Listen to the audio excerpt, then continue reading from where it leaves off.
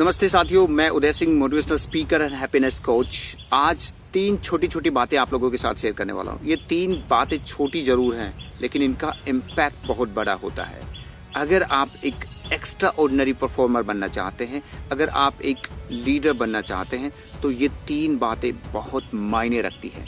सबसे पहली बात, हम लोगों ने ये बहुत सुना है कि सफलता के लिए फोकस होना जरूरी है, हार्ड वर्किंग होना जरूरी है, कंसिस्टेंट होना जरूरी है।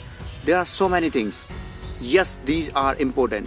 But एक छोटी सी बात है जो डिफरेंशिएट क्रिएट करती है कि अगर आप ये एबिलिटी रखते हैं कि आप अपने किसी भी कन्वर्सेशन को लर्निंग में इंटीग्रेट कर देते हैं, if you are able to convert your conversation into learning, then you are extraordinary person. That means आप किसी से भी बात करते हैं, चाहे छोटा बच्चा हो, बड़ा हो, किसी भी एज का हो, किसी भी बैकग्राउंड से हो, बट आप उससे बिना किसी जजमेंट के, बिना किसी परसेप्शन के बात करते हैं, तो आप देखते हैं कि उस बातचीत के बाद आपके पास बहुत सारे आइडियाज होते हैं, नया परसेप्शन होता है, नई लर्निंग होती है, न्यू इन्फॉर्मेशन होती है।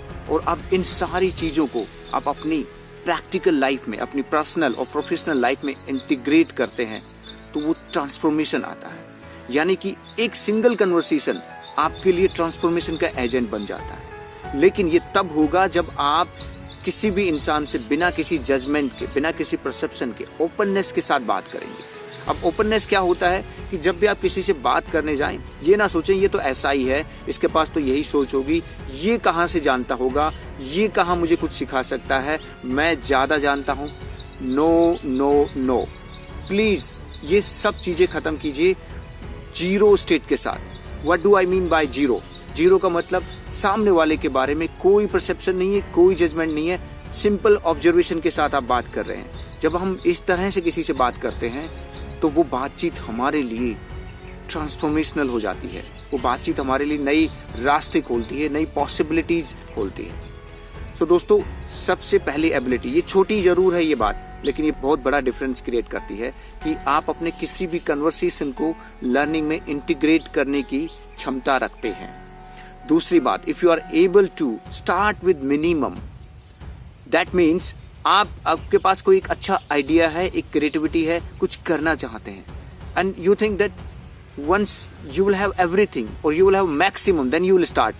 वो कभी भी ऐसा समय नहीं आएगा। जितने भी बड़े एंटरप्राइज, जितने भी बड़े लीडर्स और चेंज मेकर्स हुए हैं, उन्होंने बहुत छोटे के साथ शुरू किया था, and that is how they grow and they did it. हमारे पास भी ये एबिलिटी होनी चाहिए कि अगर हमारे पास कुछ आइडिया है, स्टार्ट विद मिनिमम। जितने मिनिमम रिसोर्सेज के साथ शुरू कर सकते हैं, शुरू कीजिए। क्योंकि सबसे बड़ा जो चैलेंज होता है किसी भी इस तरह के इनोवेशन या क्रिएटिविटी को या आइडिया को शुरू करने में ही आता है। ज्यादातर आइडियाज शुरू करने से पहले ही खत्म हो जाते हैं। सो आपको ध्यान रखना है कि you need to start with minimum. If you have this ability, you will grow, you will create wonderful opportunity, you will go far better than others.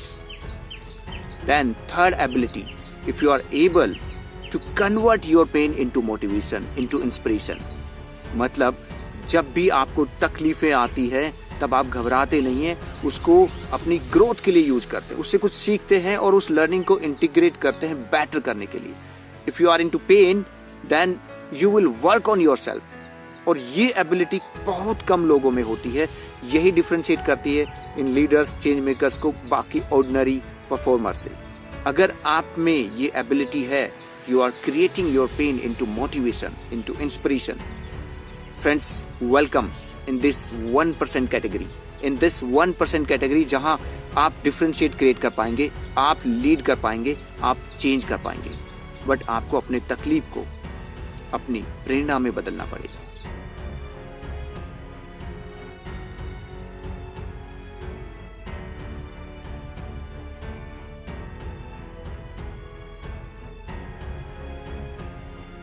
Friends, आपको ये प्रैक्टिस कैसी लगी, कितनी प्रैक्टिकल है, अपने कमेंट्स जरूर शेयर कीजिएगा। आप लोगों की कमेंट्स, फीडबैक हमें इंस्पायर करते हैं बेटर करने को। Thank you so much. Stay motivated and stay happy.